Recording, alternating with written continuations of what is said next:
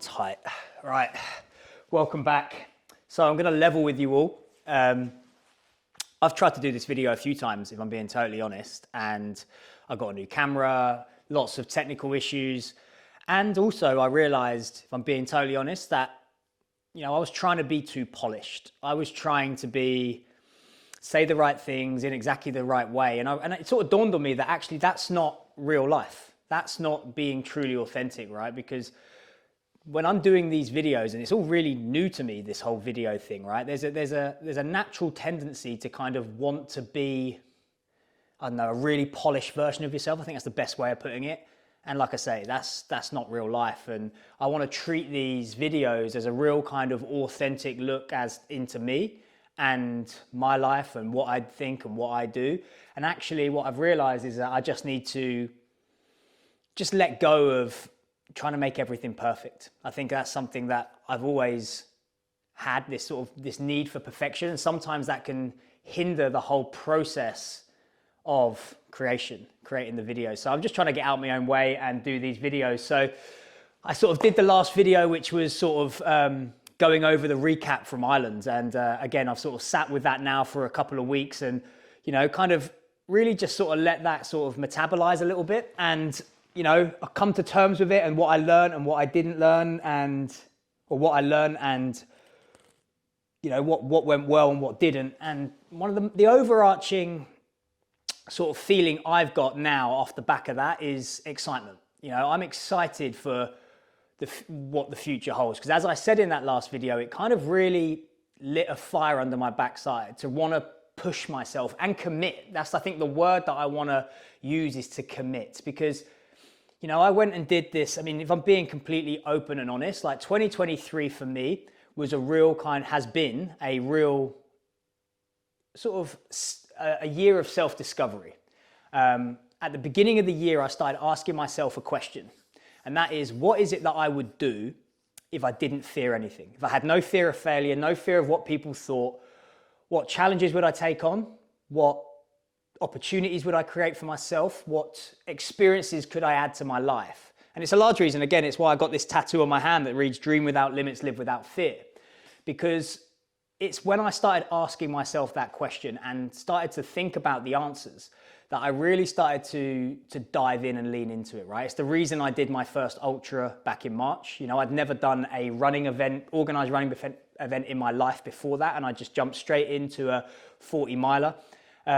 It's the reason I took myself off to Thailand on my own, a little island off Thailand, and just sort of lived in solitude and just experienced a completely different way of life and living.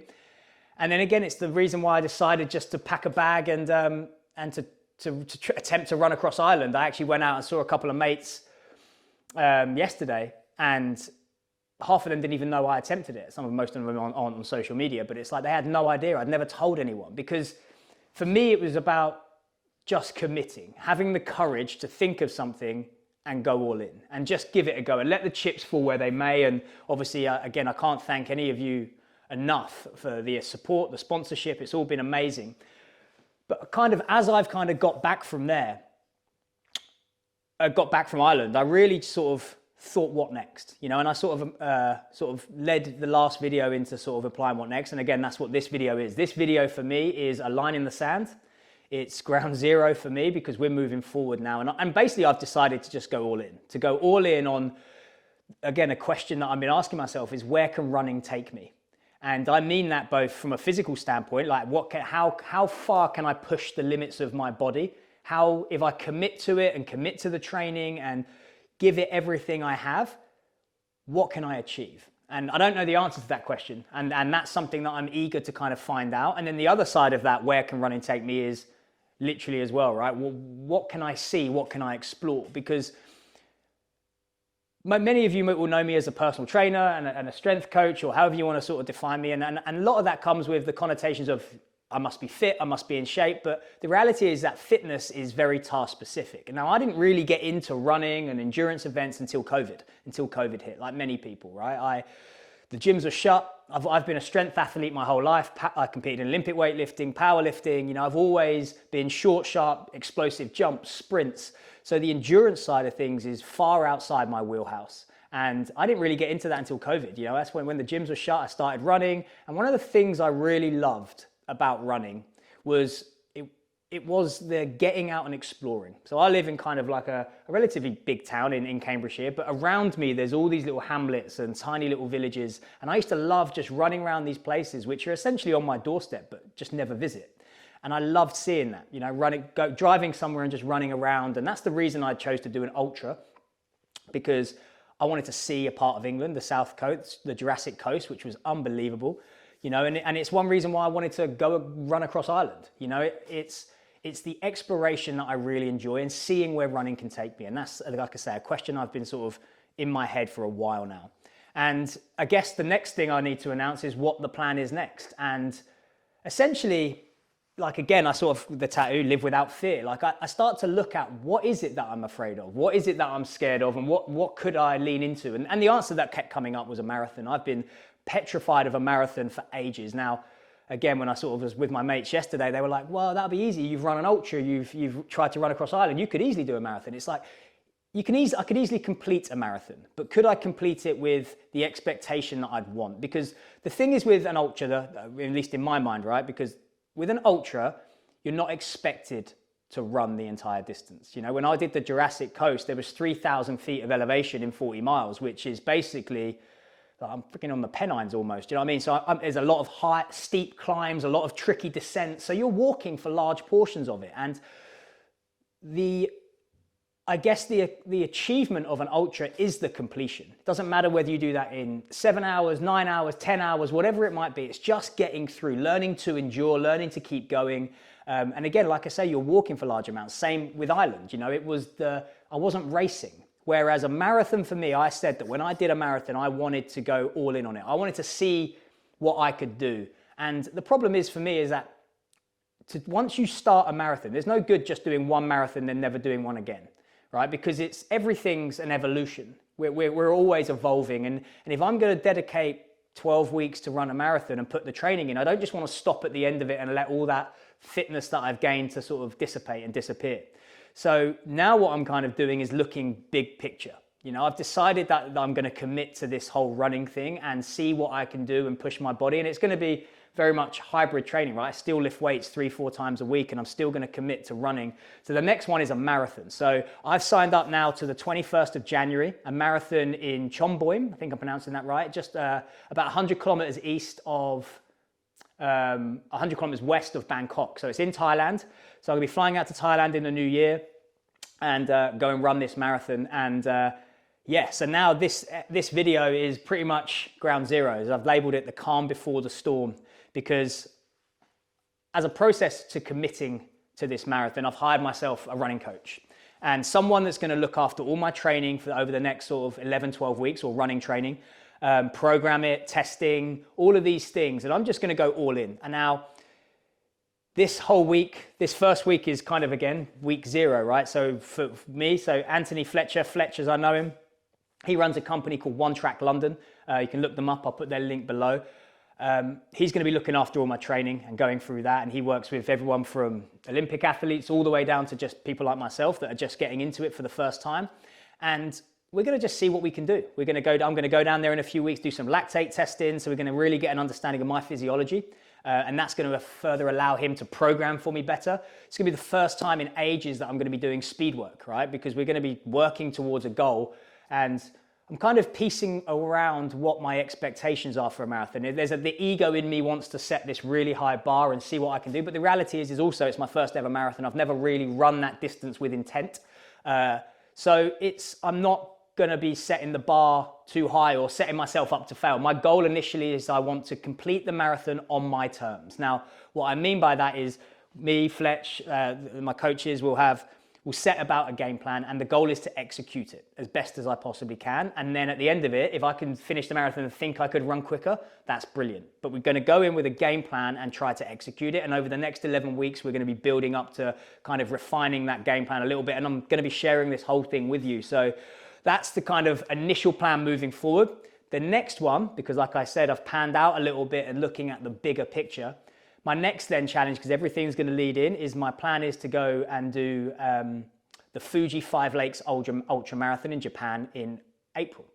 So again, it's getting back to that question of where can running take me? So between now and the end of April, it's going to take me to Thailand, and then it's going to take me to Japan. So the Japan is 118 kilometers around the 5 lakes at Mount Fuji. I mean, I've looked at some of the YouTube videos of this and it looks unbelievable. I mean, the scenery, everything just looks amazing. And I've never been to Japan. It's always something I wanted to go. So the Fuji, again, is roughly about 40, 50, 60 miles outside of Tokyo. So I'll be going into Tokyo. I've actually got someone I know that's running it as well. So hopefully we can kind of do that together.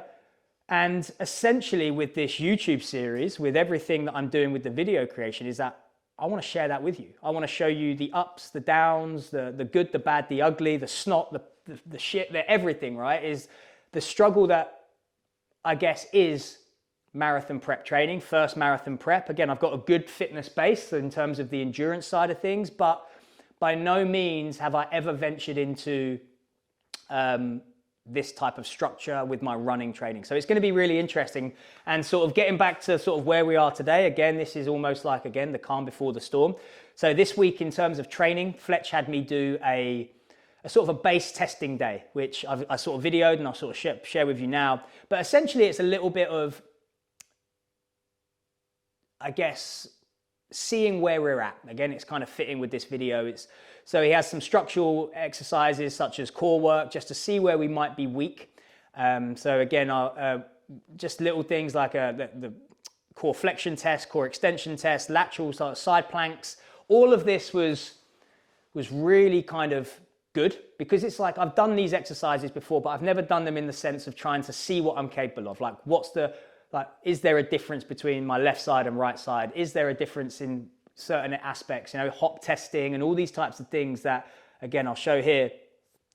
But it was also really revealing, right? Because there was one test in this, the stalk test, which, again, you'll see, but it really highlighted a weakness in me, because whilst all the other ones I was good at, this one was really challenging. So when you come up onto your tiptoe, just holding that sort of strong toe off position, man, I was weak. So it really sort of shone a light. And that's the benefit of doing some testing, right? To see where you're currently at, to sort of just lay it out there, just say, right, this is me, exposed and vulnerable. Where am I? Where am I strong? Where am I weak? And that one was a real eye-opening test, because when I look back at the injury I sort of sustained in Ireland, that was the exact area where I got that injury. So that's something I'm definitely going to be putting in. I'm really trying to strengthen and make that test better. The other one of his base testing was a fitness test, a base fitness test, which was just basically a 12-minute Cooper test. So if anyone is familiar with that, it's quite a popular sort of test. I did it on the treadmill. So set the treadmill to 1 degree incline. And essentially it's 12 minutes, as much distance as you can cover. Now, again, as I've sort of said, is that all my running has always been just endurance based. So low heart rate, not really incorporating speed work. Every now and then I would have done. But this is the kind of stuff that I'm really uncomfortable with. It's that threshold type work, knowing not only from a physical standpoint, have I not spent much time there, but also from an understanding psychology. I don't know how to pace it. I don't know, because I'm quite a quick guy over 50 to 100 meters. So do you go out too hot and just, anyway. So I found that quite eye-opening. So again, I sort of 12 minutes, you just put the pace on the treadmill as fast as you feel comfortable, and then up it as you see fit. And that went really well. I actually really enjoyed that. I think if I did that again today, I'd probably start off a bit quicker and go in. But again, it's a line in the sand that's going to allow Fletch to really design my program and set pacing, set tempos and stuff like that. That's going to allow us the foundation to build off of. And this is going to be really interesting. I'm really excited to see what can happen over the next, I think it's 11 weeks. 11 weeks, maybe yesterday. I think it's on the 21st of Jan. So 11 weeks of prep, 11 weeks of building, 11 weeks of getting ready for this marathon, practicing what I'm going to be doing on race day. Again, just sort of getting into the whole sort of mindset of it, because like I sort of said, for me now, this is a full all-in commitment that I'm going to be doing, not only on the training, but also trying to share the whole journey with you up to the marathon and beyond, into that Fuji 5 Lakes Ultra Marathon. And I'm excited to see what can happen, right? Because yeah, we have no idea I honestly believe, and I say this to so many people, is that we have no idea what it is we're capable of when we fully commit to something. I don't have any idea what I'm going to be able to do in 1 year, 2 years, 3 years time. If I go all in, commit to the training, look after myself properly, eat well, who knows what I'm capable of? And that's a question that I think I want to find out for myself, and I would encourage all of you to ask the same questions, you know, because there's something quite analogous as I've thought about this for the committing to a marathon prep, 12 weeks of commitment where it's not just the sessions, right? You've got to then make sure you're recovering. Are you eating well? Are you hydrating? Are you sleeping well? It's all of it, because again, I've never done a marathon prep before. I've seen people go through it and it's hard work. It's a mental slog as well as a physical one. So I'm interested to see where I'm going, but I also think it's very analogous to life, right? Because you're committing to something. Now, it doesn't matter whether that's committing to a marathon or you're wanting to start a business. Like, you have to first of all believe it, see it, believe it, achieve it. I think it was Muhammad Ali that said that. You have to sort of believe you can do it, and then you have to set out to achieve it, and you have to commit. And that takes courage, right? To put yourself into that arena, I always use that term, and to say, right, I'm gonna do this, I'm gonna go all in and let the chips fall where they may. I may blow out and not be able to complete the marathon, but that's life. You know, we jump in, we see what we're capable of, and we build from there. We use what we learn as experience to then go again, you know, because again, I honestly believe that the only failure in life is to shy away from things that I want to do. Again, I'm always sort of careful to say, this is my mission, my goal, things that I want to do. And I encourage everyone watching this video to kind of ask yourself that question. What would you do if you wasn't scared, if there wasn't fear? And, you know, almost ask yourself, if it was impossible to fail, what would you do? And I think that's how we should attack things, and that's how we should attack life. And that's ultimately what I'm kind of committing to doing now moving forward. You know, this whole year for 2023 for me has been the best year of my life, hands down. So much experience has been gained in this year, and so many challenges kind of overcome, and I've learned a lot about myself, and I'm going to continue to do that. And I hope that you guys can share that with me, enjoy it. You know, there'll be some things that I can laugh at myself about. There'll be some mistakes I make for sure. But that's life, and that's part of the process. So this video, ground zero, calm before the storm. So I'm going to go out and do my last sort of easy long run of the week. Just nice and easy, no real programming this week, and it all kind of kicks off next week, and I look forward to sharing that with you guys. So thank you again. We'll call it there. Brilliant.